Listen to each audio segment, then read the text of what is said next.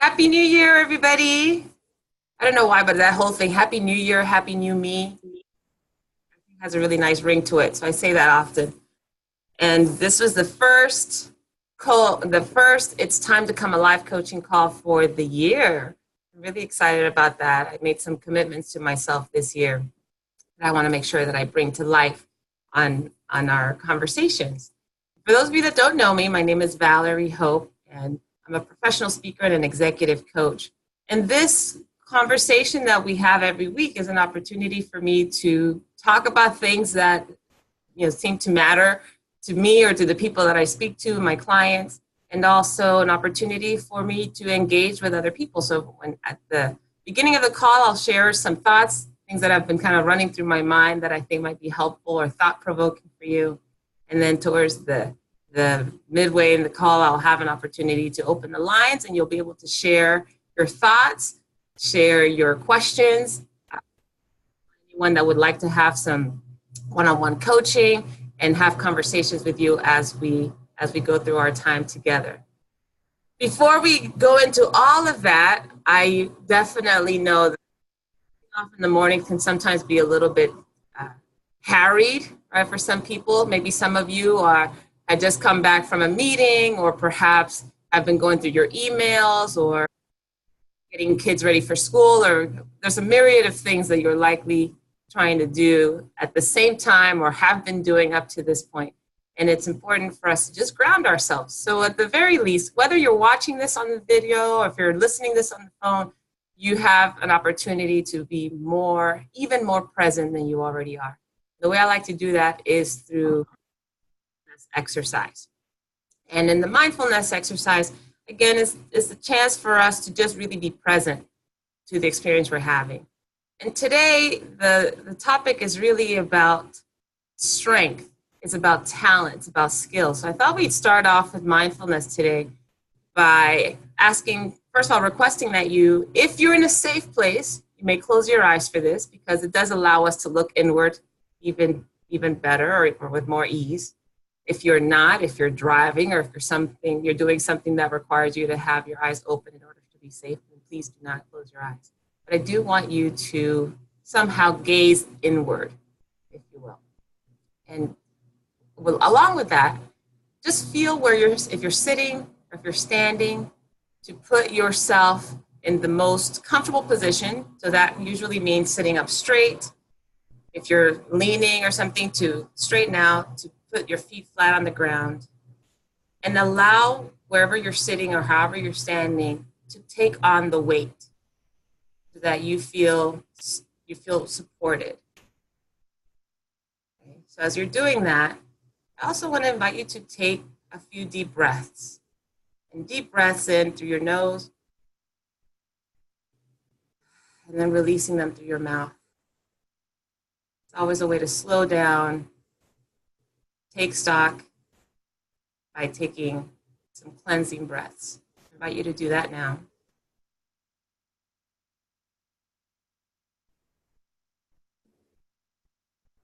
And once you've taken those breaths, now, as I said, gazing inward, whether you have your eyes open or closed, I want you to think of a time where you felt that you were excelling at something.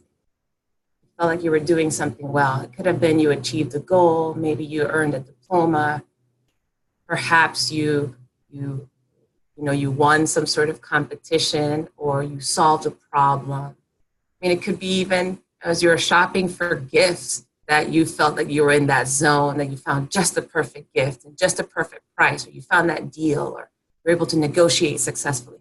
Think about a time when you felt like you excelled at something, that you were doing something that you were really proud of, something that you felt really good about yourself.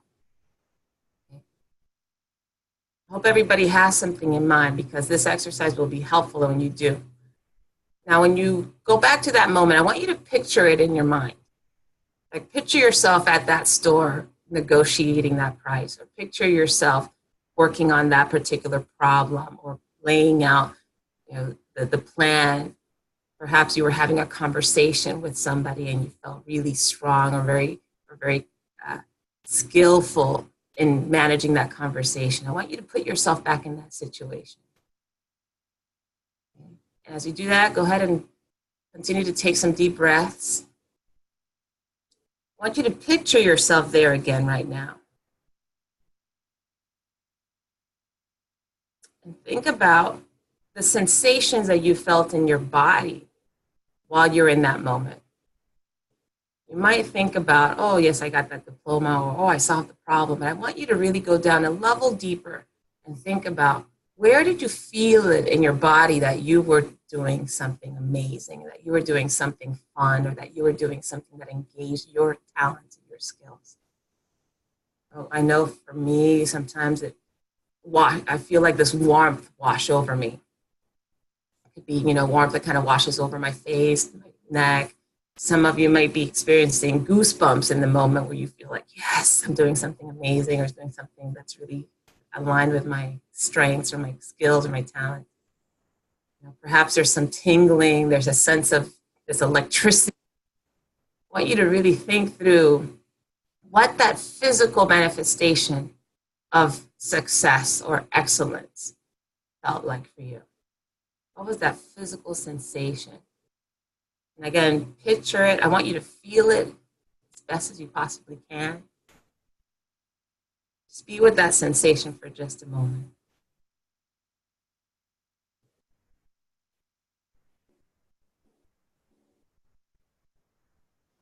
Now, this is something that we likely don't do on a regular basis. We do some activity or experience some event. We do something that we find really interesting or that we find engaged, our energy is engaged in. But how often do we just pause and experience what it feels like in our body to be connected to that talent or connected to that strength?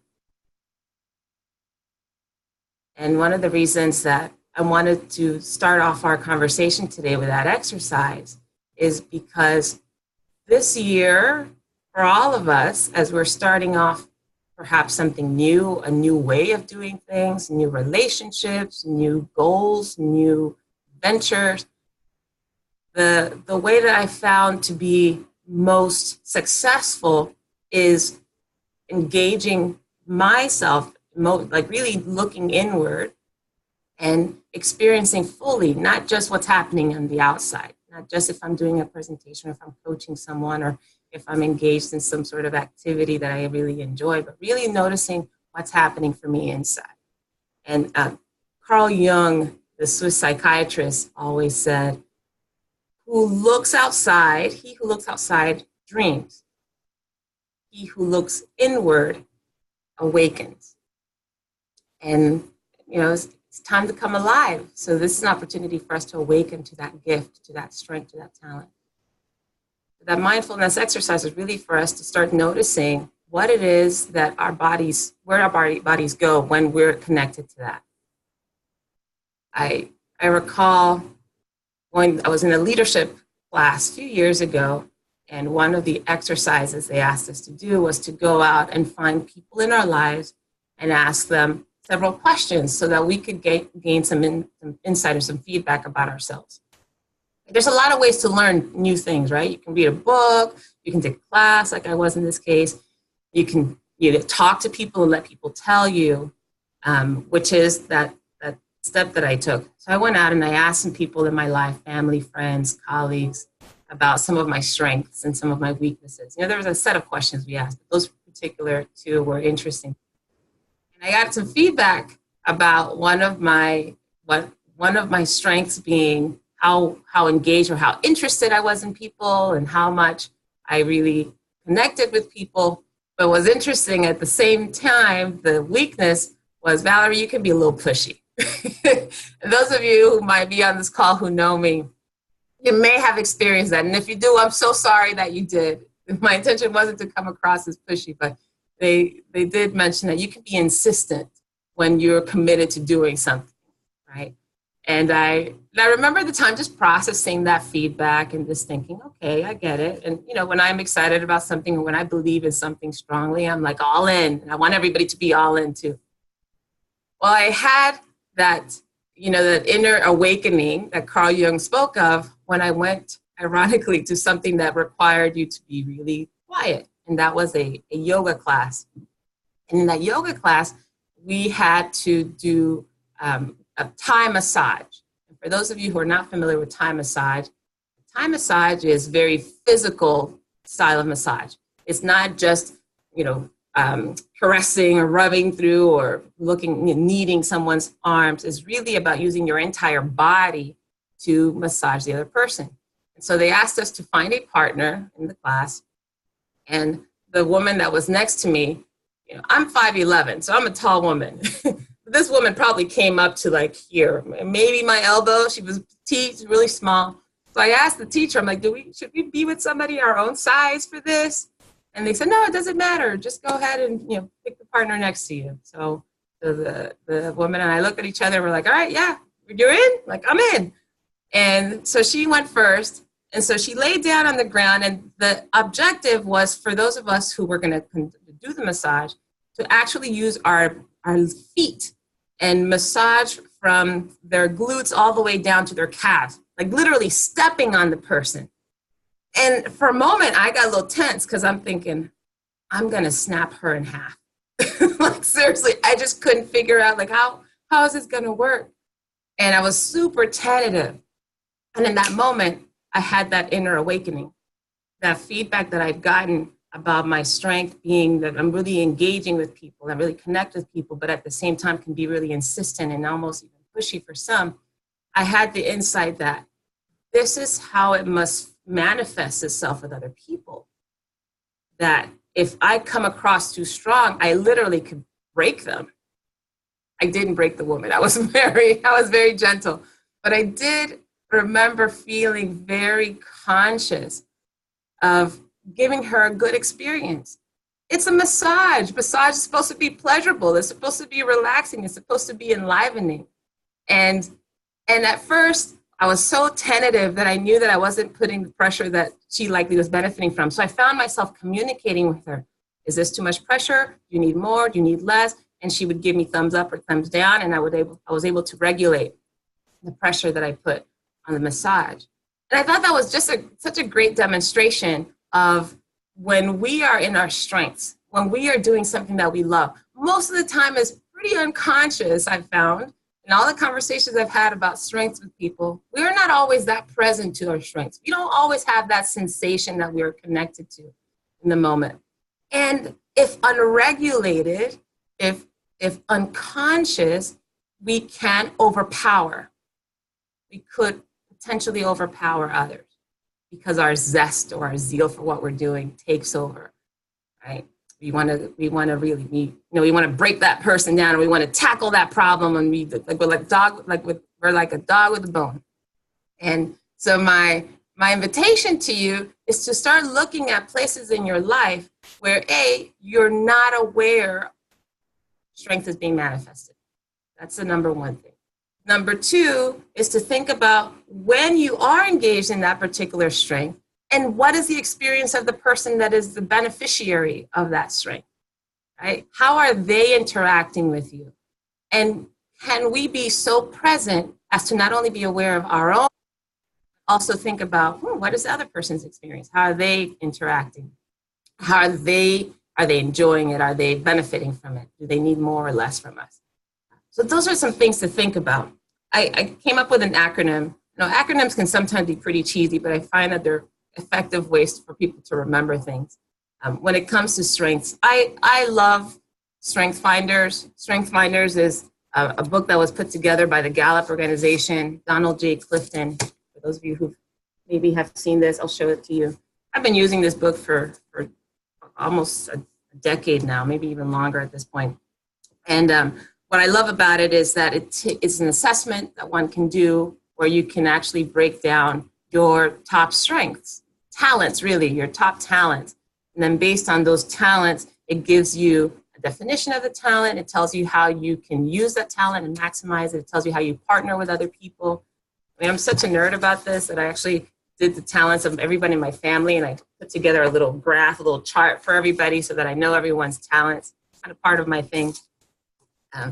But whatever tool you use, if you use a personality assessment or if you just go get feedback from people, what I'm finding as I'm having more conversations about talents and skills is that it's not enough to know the concept. It's not enough to know book definitions. It's not enough to have taken a class. There's really that work that we need to do inward. Right? We really need to awaken inward so that we see how it's manifested. Right? So the acronym that I came up with to kind of help out with that for this year, I'm coaching people, is the OMG of talents. And the OMG, the O stands for owning it. Really embracing the talents that we have, really honoring them. Like I said, is really getting present to how they manifest themselves, how they feel when we're in our strength so that we know how to access it even more effectively, the impact it's having on other people, being really conscious of it. So just owning that, embracing it. Then also thinking about the M stands for mastery. You know, Donald Clifton, who is the person that actually put together the assessment, he was the chairman of Gallup for many years, you know, psychologist. He mentioned that it's, you know, the definition of a weakness, most of us focus on a weakness, something we want to get better at that we just don't do well. We've gotten feedback about things that we, you know, do poorly perhaps. And he said the definition of a weakness is anything that gets in the way of excellent performance. When you think about your strength, think about your talent, the things that you're naturally gifted at, that's where you will exponentially increase your performance, right? It in leaps and bounds by honing it, by learning about it, by actually practicing it, you will exceed anything that you could possibly do instead of focusing on your weakness. And your weakness at best could just get to mediocre. But if you really want excellence, is to just focus fully and completely on that strength and master it. And then the G, the last part of the strengths, and I think the real reason for having them, another word for talent is your gifts, right? The gifts that you have. That G stands for giving them away. Give it away. Gifts are meant to be given away. And so part of our responsibility in owning and embracing our strengths and then mastering them and honing them, making them so effective, is so that we're able to contribute them in meaningful ways to other people, to our society, to our families, to our colleagues, to our workplace. I remember I had a super team of people that I worked with several years ago. A shout out to Jonathan Chaplow, who's one of my best mentors. And he had the unique strength of understanding and observing everybody else's strengths. And not all leaders really honor strengths the way that I've ever seen Jonathan do it. And we did the assessment, so we all knew intellectually what our strengths were. We understood the concept of strength. But what he did that was so effective was in our team, and this was during the time when, you know, this was back in 2008, 2009, the economy had dipped. We'd actually gone pretty lean in our office. So we didn't have a surplus of people, an abundance of people to do things. We actually had to do multiple tasks and projects. And one of the things that I felt was super effective is he treated us like a team of superheroes, right? Whereas one person was responsible for a specific, he would bring in other people. For example, he knew that I was really good, gifted with coming up with ideas, innovative ways, creative ways of doing things. So he would bring me into a project that was not necessarily my accountability, but he said, Valerie, we need some new ideas. Can you help us kind of spur that on? Then he would bring Danielle in, and Danielle was super gifted at putting together plans and arranging things and putting together a schedule. And then we had Melissa, who was super gifted at actually like putting together a communication plan and executing. She was like the achiever of the group. And so every project that we did as a team, we all brought our own brand of talents. It's like a superhero team. It kind of reminds me of X-Men, when the X School of the Gifted, all these, mutants. I don't know if you watch the X-Men or not. That's the example that came to mind. But they all go to the school, and most of them think that their talents or their gifts, they've been shunned for, they've been criticized for, they've been not able to manage them effectively. And in the school, they learn how to hone them. They learn how to really convert them into these strengths. So talents don't become strength until you invest that time. And then they go out and save. That's what I want to invite you all to do, is to use your strengths in service of your own goals, but more importantly, of the people in your life that matter to you. I'm going to get off my soapbox. I get really excited about that particular topic. And I want to open the lines now. I have everybody on the line is on mute, so that we could have this conversation with minimal interruption. But you do have the option, the opportunity to unmute yourself. And what I'd like to start off with is asking some of you to share, what are you hearing in this conversation? I mean, thinking about your own strength. Where do you notice that when do you notice when you're in your strengths, when you're using your strengths or your talent? How do you feel when you're engaging those? We just want to start with that. If you have a particular question around strengths, I'm also happy to answer those. So I'm gonna unmute. I'm gonna ask you to unmute yourself if you have a comment or question around strengths. And we'll start off our coaching portion of our call with that. Who would like to go first?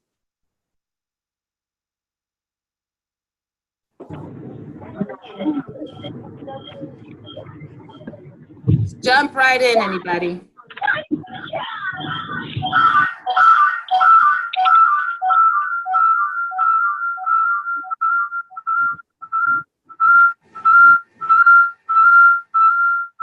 I'd love to hear something about what you're hearing for yourself in this conversation. What do you see? Where does this fit? Where might this be? Where might this be missing in your life? Where do you see it really be enhanced or proven in your life?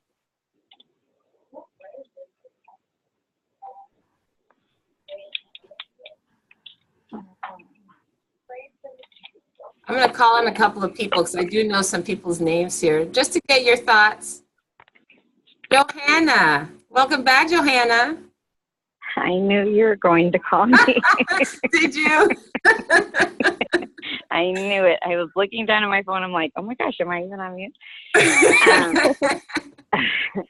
What's on your mind, Johanna? Nothing. I really, really enjoyed your topic this morning, so thank you so much for sharing. I feel like, though, for sure, when I'm kind of tapped into sort of my Zen space, that's exactly how I feel, and it's probably more like I feel like I'm in control. I feel like this is safe space. This is like I'm in the driver's seat, and it feels easy. And I think that's probably, for me, it's a comfort area. And so I don't know if it's a warm feeling. It's safe for me. You know, it's not chills, it's nothing like that, but I definitely feel like I'm driving and I feel good. I feel confident. I feel like this is where I like to be, for sure. That confident, control, and the driver's seat all sound like wonderful words. Now I'm curious, because I think this would be helpful for everybody. Most of us, we don't necessarily look inwardly that much. When you're feeling confident or in the driver's seat or that control, what does it feel like in your body? Can you think of a time and kind of describe where you noticed it in physically? So you're 5'11" and I'm 4'11". Right. So I feel like I'm 6 feet tall, right? Yeah. I feel like I'm 6 feet tall. Like I feel like, I am sort of, just the space in the room is just, for me, it's easy. It just, I don't feel, there's not an insecurity in terms of, my lack of knowledge or, there's not a gender bias. There's not anything that makes me feel, just insecure about anything. And so I think it's more about that I just feel very secure in everything that I'm doing. And so for me, that feels like, 10 feet tall or whatever. But I'm not sure how to explain that really. But well, it sounds like you feel like you occupy more space. You're, like you mentioned, you're act as a person physically, but energetically you expand, some sense of expansion, bigness. Yeah.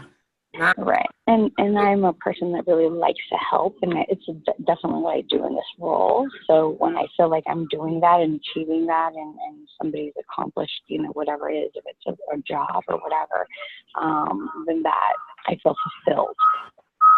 nice. Well, thank you, Johanna, for sharing. I'm curious about others. Now you can put it in the chat, or if you're unmuted, you to say, yes, I hear you, Johanna. I feel the same way. I feel strong. I feel bigger than I actually am. I feel in control. Say yes if you identify with what she just shared. Yes. Yes, good. Any others? Yes. Yeah, there you go. See, Johanna, you're not alone. Very good. Good. Thank you. How about someone else? Share with me, what are you noticing about our conversation regarding your strength or your talent? How are you owning it, mastering it, or giving it away this year?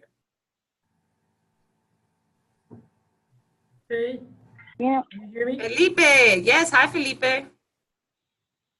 Yes, so, well, first of all, I loved the acronym, the OMG. I was taking notes and it sounds awesome. Thank you. And my question for you is, how do you think we can own our talents, master them, and give our gifts away without coming across as maybe um, too posh? I don't know if it makes sense.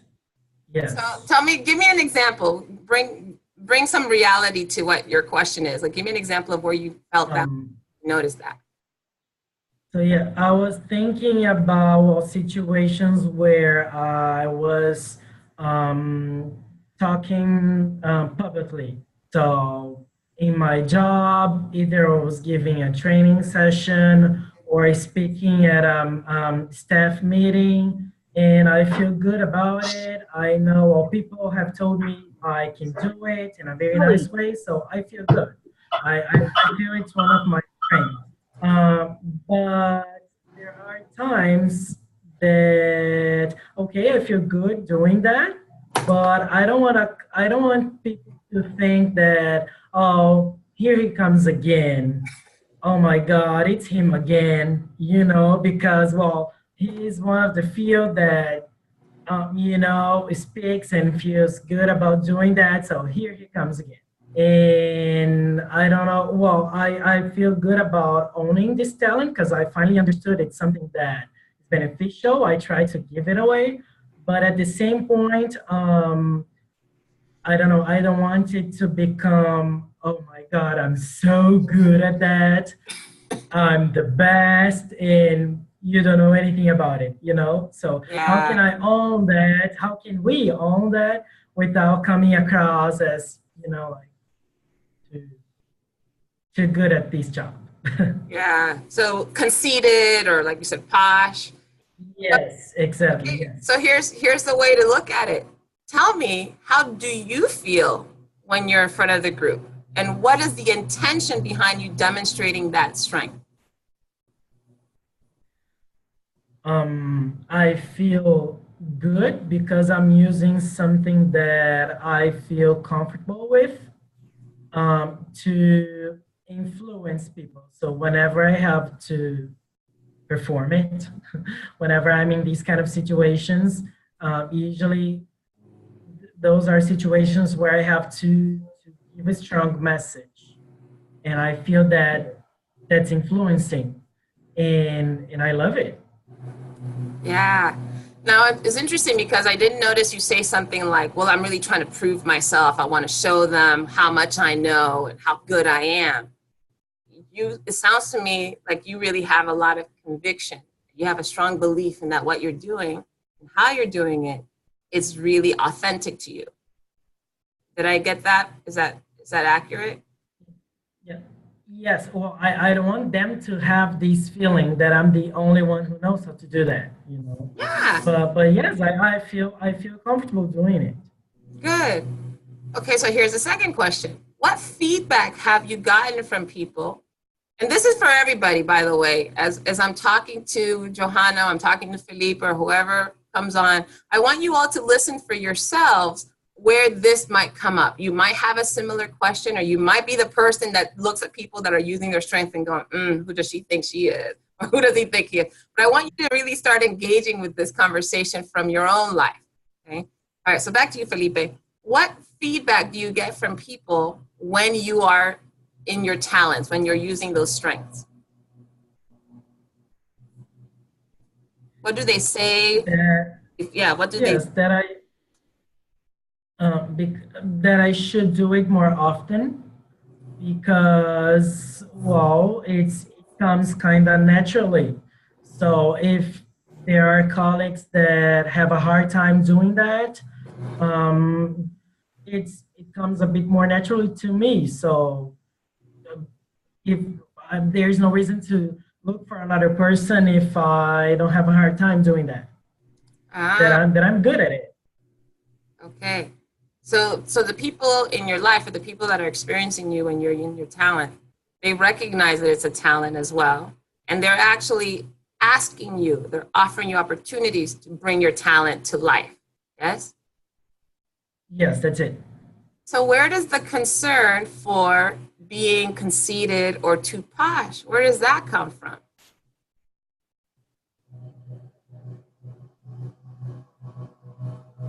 Here we go again. Being too worried about others' opinions. Say that again? Being too concerned about other. I'm going to put my headset on. There's a lot of background noise where I am, so I apologize if you guys are being interrupted by that. But I'm going to put on my headset so I can hear you better. Okay. Say that again, Felipe. You said disappointing? Well, again, being concerned about other people's opinions. Okay. So, so think about it this way, and I'm not making fun of you. I think so many of us have these concerns. So you started off by talking about your strength, and when you're doing them, how you feel capable, you feel strong. It's something that you do with ease. When I asked you about the feedback that you get from others, people actually want you to use your talents. They ask you to. And yet the concern that you have is, I don't want them to think that I'm too good, or that I'm too much, or that I have this big ego about it. And yet no one has given you that feedback. Right? No one has given you that feedback. No. So the idea of thinking about what other people think and allowing that to guide us, and that's like, what is it from Beauty and the Beast? Tale as old as time. that happens a lot. So let's take a moment and take a look here, Felipe. What would it mean if people thought that about you when you're using your talents? I would feel kind of bad, because again, if it's something that I like to do and maybe I bother people with that, I wouldn't like to continue, doing it. Yeah. Which sounds like that's, it's such a considerate thing to say. And you really care about people. You want them to have a good experience. You don't want to come across the wrong way. And yet, when was the last time you heard somebody tell you, when you were doing something that you were talented or skillful at, that you were rubbing them the wrong way? Luckily, I have never listened to that. Yeah. So it sounds like there's a little inner voice in you, and if you remember, I don't know, maybe 4 weeks ago now, one of our first calls, we talked about the ants, the gremlins, and the dragons. Yeah. So these are these voices in our head. Back to me now. Aha. Yeah. So those automatic negative thoughts, they're there to second guess, to help make us second guess. And that's probably one of the most common things, Felipe, that I see, like I said, is tale as old as time, because all of us do that. You know, we, in our society, especially nowadays, I think we focus so much on what we do wrong and what other people do wrong. There's so much judgment. There's so much, we evaluate everything. Everything's a like, thumbs up or thumbs down or the frowny face, you know. And we automatically evaluate everything.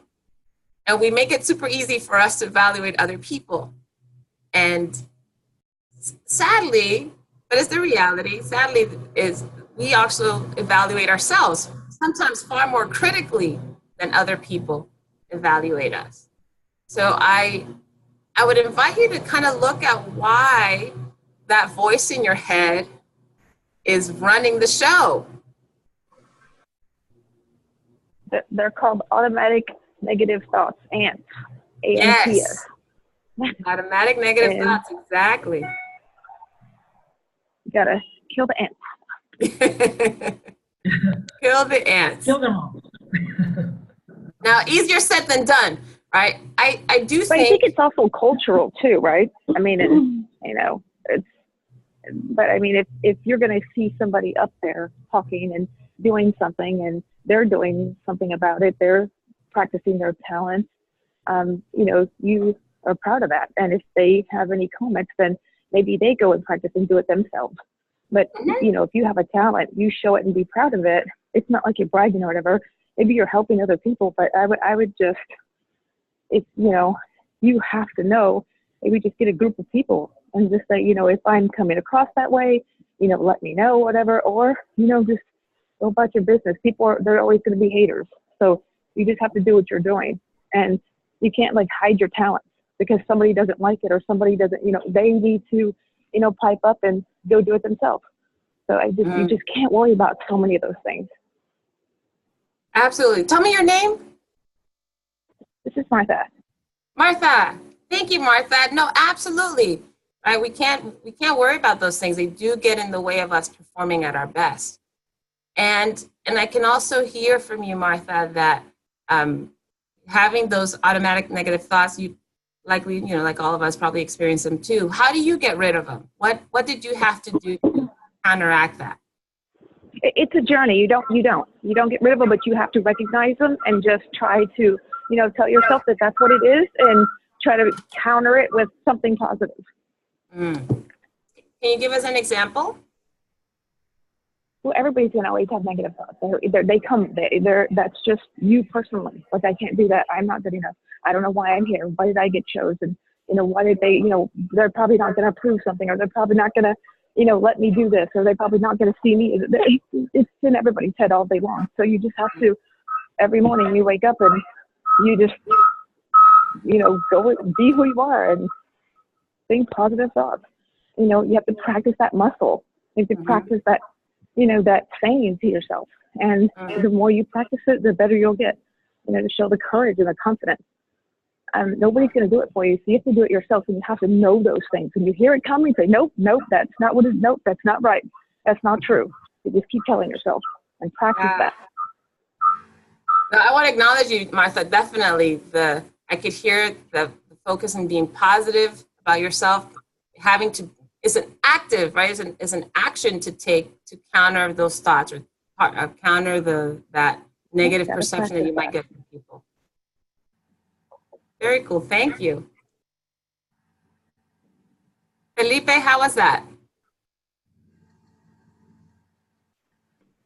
Thank you, Martha. Yes. Again, it's all coming back to me now. I remember our first conversation. It was related to that, right? And it's an exercise. I do believe we have to, but it's easy to forget. So you have to really push yourself in order to, keep doing it until you believe it and it becomes a bit more natural to you. So yeah, thank you for sharing that. I'll definitely try to be more positive and to do that. Here's an exercise that might be helpful. It's really, so let's say these automatic negative thoughts, right? These ants creep up. We could just oh, no, they don't exist, delete. Let me create something new. I would actually invite you to do the opposite. Write them down. Like write down those thoughts that come to mind. Okay, I don't know what I'm talking about. I'm not good enough. I've never done this before. I don't have enough experience. I don't think my parents would like this. I don't think my husband would appreciate it. Like write them all down, because I think there's something to be said for not resisting. I think that was one of our other talks. You know, we talked about resistance, I think a couple of weeks ago. What we resist persists, because we spend so much time and energy fighting against it that we also don't allow it to just kind of show up and inform us. Now, automatic negative thoughts, although could be really destructive, it could be really informative, because then you know what you're dealing with. Now, I'm not saying to write them down and memorize them and internalize them, but write them down so that you can actually see, okay, here are the challenges I'm having. Oh, that voice, that's the voice of my parents. Oh, or that's the voice of my spouse. Or, oh, that's the voice of my friend. So that could inform you to the relationships that might be contributing to those thoughts, so that you can then deal with those relationships in a more empowering way. You might also find that those thoughts allow you to see, okay, this is the area of my life that I really need to devote some attention to, some, TLC, some tender loving care towards, because I've actually neglected it. I don't feel like I know enough, but I haven't actually gotten education around it, or I haven't really practiced it. So I would invite any of you on the call that are experiencing those automatic negative thoughts to actually write them down. I remember working with a client once, and she had some pretty big goals that she wanted to accomplish, and she kept bumping up some resistance. And, we were looking at what was this resistance. And I remember one of the exercises that was really helpful for her is, okay, talk about all of the automatic negative thoughts. What would people say, or what do you say to yourself about this goal that you have? She wrote them all down. She had 20 of them. And then, okay, what are these, the gremlins? We talked about the gremlins, or those seductive voices that tell us, no, you're doing good, don't work too hard, you're not getting paid enough to do this. They appeal to our ego. So I had them write those voices down too. And then the dragon is the voice that really doesn't want to be disturbed, that is hiding the treasure, right? That's that voice that won't allow us to give things away. It's really there to protect something. So I had to write down, what is this protecting? By not looking at this, or by not pursuing this goal, or by not taking these actions, what are you keeping yourself from? What is it protecting? A lot of hers had something to do with protecting her, she didn't want to experience failure, or protecting her reputation, or protecting her marriage. And we could literally then, once we saw all of those things, could really look at, well, how much of these are actually true? How much of these are actually getting in the way? Let's fact check them. So I offer that to you all, because I think is a way to empower yourself in dealing with those thoughts. Is that helpful, Felipe? Yes, very much. Thank you. Good. It never ends. It never ends, right? All right, who else? Other comments or questions about embracing your talents? We've been talking about some of the things that get in the way of us expressing and utilizing our talents, owning them, mastering them, or giving them away.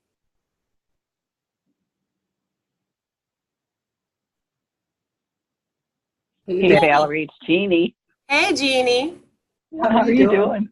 Good. How are you? Thanks for calling in. Good. What's on your mind?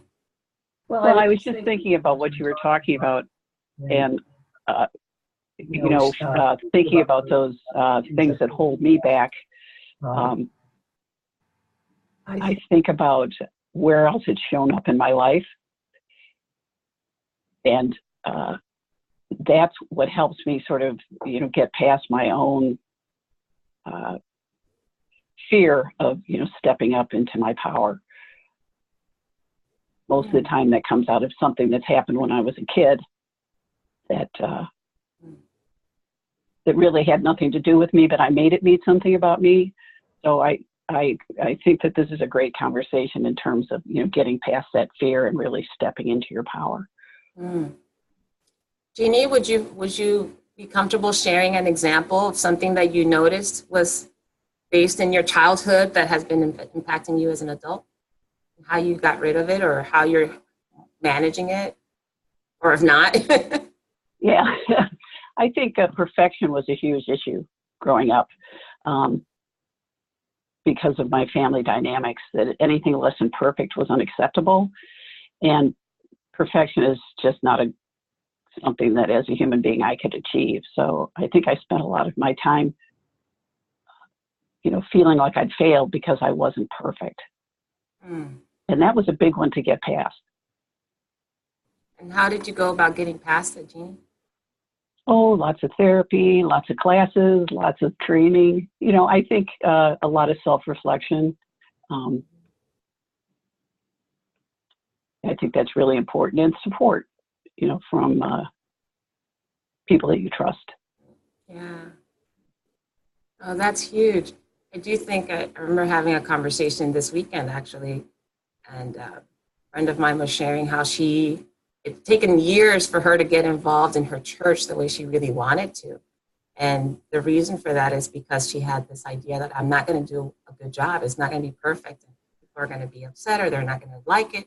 And when we started peeling back, like, where is that coming from? Where does that doubt come from? She mentioned also her childhood, just like you did, Jeannie. And it's, for most of us, if you really look back, like Jeannie said, and we self-reflect, it's one thing to say it was just our childhood, right? We could just say a lot of things happened in our childhood.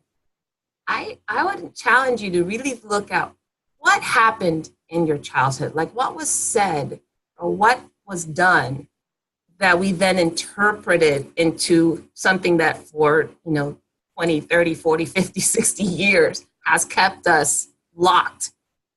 And in her case, she said that there was a comment that was made when she was very young, like, let's say 7, 8 years old or something, about being dumb. It was I don't remember the context of where that comment came from, but she did something that her parent or an adult in the room thought that's a dumb thing to do and said that. And ever since then, she measures her actions or her steps by, will somebody think this is dumb? I got to make sure I do it perfect because I don't want somebody to think that I'm dumb. Can you imagine living that way for 40 years? And the impact that has on our confidence, that it has on our courage, that it has on our ability to actually live life fully. And so Jeannie, thank you for bringing that up, because I don't take for granted that there are things that happen in our childhood. Most of the time we interpret those things and we give it a life of their own, well past their expiration date. There was a moment in time, a comment that was made, and all of a sudden, bam. And, I'm very mindful. I spent some time during the holidays with my family, and there's a lot of young kids right now in our family. The youngest is a year old and the oldest is 16. And I was just hyper conscious as I was talking to them about the kind of comments that I made. If there are any criticisms, or if there are any, especially in our family, we like to joke a lot. There's a lot of sarcasm that we throw around. Even the older ones, like with my brothers and that, we be kind of sarcastic about things. But you just never know when somebody actually takes something that you may have said in jest, saying to make fun or poke fun or just be funny, and runs down the road for 40 years with that message. So there's a certain level of responsibility that we also need to take for the words that we use, or the spirit in which we do the things that we do. Mm-hmm. As adults, definitely. Absolutely. Anything else about that, Jeannie? Or anything that you're dealing with now that you're trying to shake off and expand? Presentation fear, but I'm working on that with a friend of mine, and that's going to get resolved soon, I'm sure. The fear of public speaking, presenting? Yeah. Mm-hmm. Yeah. What did you notice was behind that fear? People don't want to hear what I have to say. Mm. Yeah. But they do. I'm getting past that. How are you getting past that? What are you doing to get past it? Toastmasters, dealing with friends who are very good at it, like you, and just paying attention to the content and the importance of the message. Yeah. Oh, good for you. I'll tell you, as gifted as I feel in being able to do this type of work, I have my moments. Man, before 15 minutes, I'll be honest with y'all, 15 minutes before this call, I was like, I don't know if this topic is that good. People are even going to be interested. What if nobody says anything? I should have come up with a more interesting topic. Seriously, I spent 15 minutes trying to figure out, okay, I prepared all this stuff, and I don't even know if it's that interesting. It's not good enough for people. It's not sophisticated enough. Sorry? You got to start somewhere. Yeah, you got to start somewhere. And I realized that, one of the things that I did commit to is a regular practice of meditation. And whatever your mindful practice is, which is one of the reasons that I started off our call this way, is just to get a little bit more comfortable with the inner workings of our minds and our bodies. And in many cases, to ignore it. The inner mind has a lot of wonderful tricks up its sleeve sometimes. And when I actually sat in meditation prior to the call, again, it was a 15-minute meditation for me. I remember, right before I went to the meditation, I had all these thoughts, the topic, I don't know. And then I spent some time in silence, and I just said, you know what, I'm really this is a way for me, that OMG, I'm going to own it. I've been mastering it over many years, but then I'm also going to give it away. And I can't always control how you receive the gift, but I can control my willingness to give it freely. And I'm grateful that those of you that are on the call are willing to receive it and apply it in the way it makes sense to you. Or if it doesn't, that's okay too. You might find someone else that you talk to today for whom it makes a difference. So good work, Jeannie. I want to acknowledge and applaud you for taking the steps that you need to expand yourself. We have a limited span in this life. We all have an expiration date, as my dad likes to say. We don't always know when the expiration date. It's not like it's not pre-printed on our back or something. It's not tattooed somewhere, which I don't know could help or hurt us if we knew. But this is an opportunity for really, that's why I say it's time to come alive. It's really time to expand those areas of ourselves that we've kept small or we've kept hidden or we second guessed, And I really appreciate you and all the things that you're doing, Jeannie, and everyone else on the call who may or may not have shared it, to challenge yourself or expand yourself. We have time for one more comment or question. Who else would like to share? Hi, this is Clarissa, and this is my first time. Welcome, Clarissa. And, I found it very helpful, and I want to echo the feeling Felipe felt and the last lady that just spoke. There's just things that we internalize at a young age, when we're learning and taking cues from society or from people we value that, kind of, I think we're meant innocently then, but inadvertently impact you. And I think culturally, at least for me, being raised in South Texas from a traditional Mexican family, you like Felipe said, you don't want to come off so proud, or you're taught humility in everything you do, and so I think that ends up resurrecting its head. You want to speak and you want to be perfect, and then at the same time you don't want to come off so proud when you do it. So so it's been really enlightening for me to hear others share that perspective, and the coaching that you were able to provide to how do you speak to it and minimize it. And one of the things that I found is just go and do it and accept imperfection. And when I've done that, and I have found that I've grown even more, and it's even more well received. And so I try to think about that when I'm faced with another challenge or where I'm feeling timid. to kind of go back and say, you know, being a woman of faith, God brought me through that. It'll bring me through this. Mm. Yes, thank you, Clarissa. No, that's huge. Is to really expand yourself. That's kind of what it takes. There's a book. I think Felipe, you brought up this book before. Have you remember? Yeah, you want to tell them what the book is?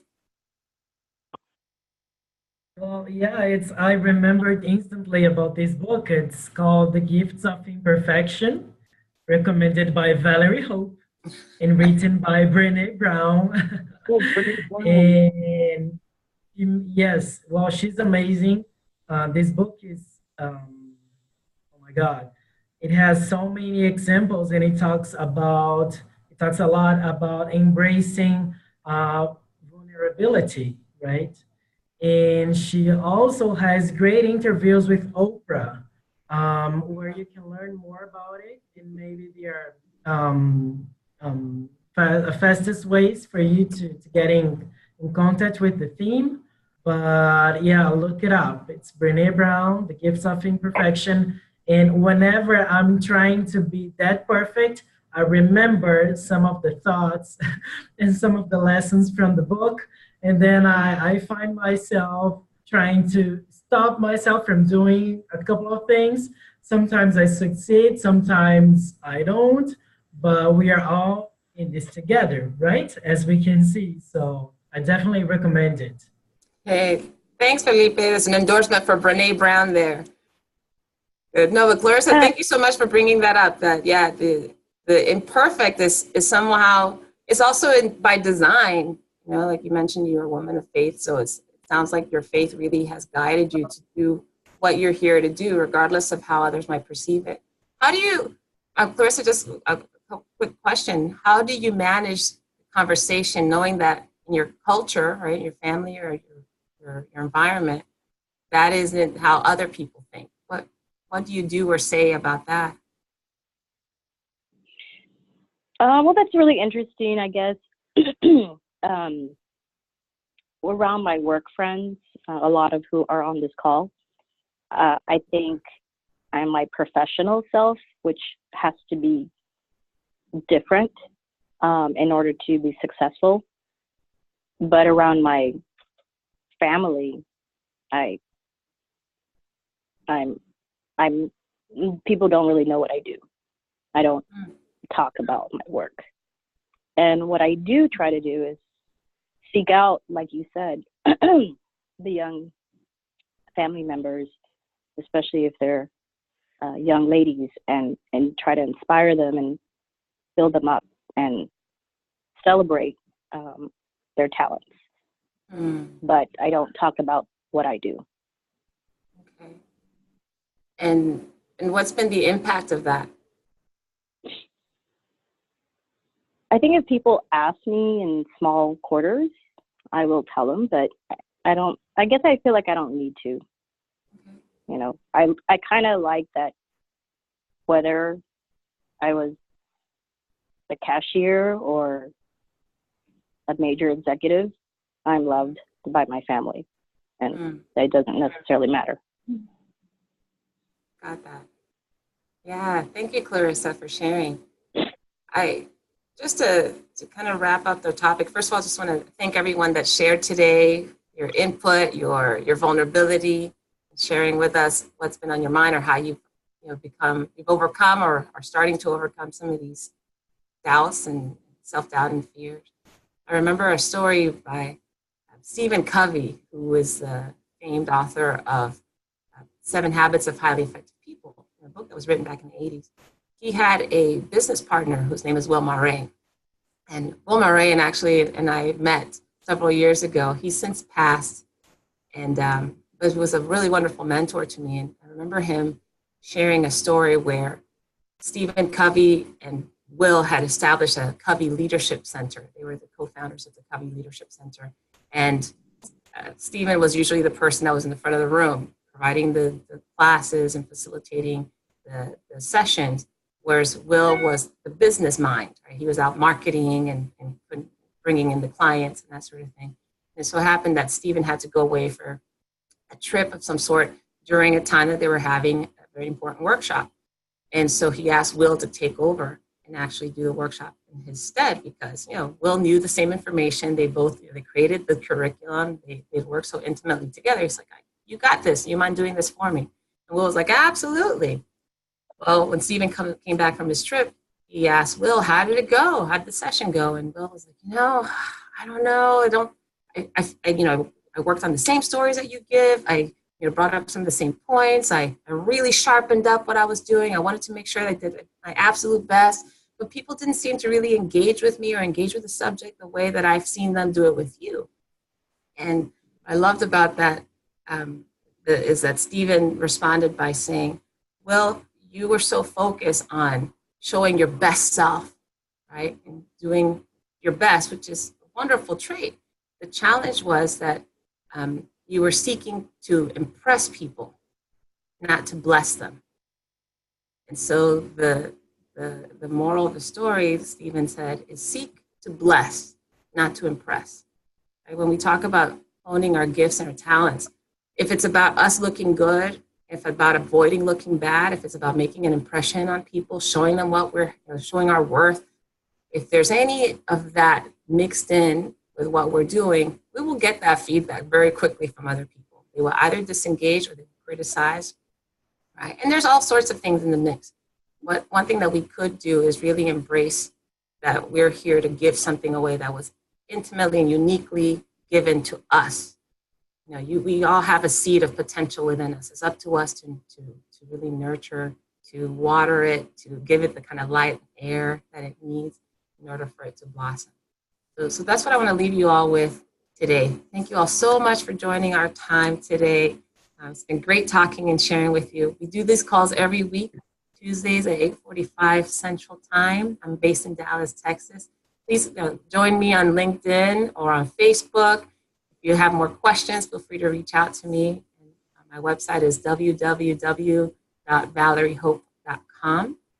If you have additional comments or questions, I'd love to hear from you. All right. See you all next week. Thank you.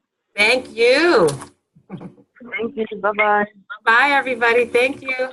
Evelina. Hi. Oh, my God. Valerie. Hey, so excited to see you. I'm so glad I